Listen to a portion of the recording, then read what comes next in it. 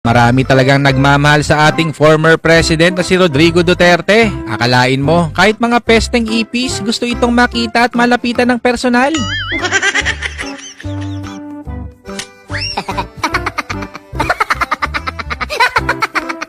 Sa isang guesting noon ng ating pambansang kamao sa Fox Sports, pinagbigyan nitong ating kababayan si Miss USA Erin Brady na makakalaban siya sa boxing ring gamit lang ang malambot na unan. Sa pagsisimula ng laban, nagpabugbog agad itong si Pacman sa napakalaki at napakalambot na unan ni ate. First time ako makakita ng boksingerong binubugbog pero nakangiti pa rin. Paano ba naman kasi? Talaga namang napakaganda nitong si Miss USA. Pag napanood ito ni Jinky, siguradong sa labas matutulog itong si Manny.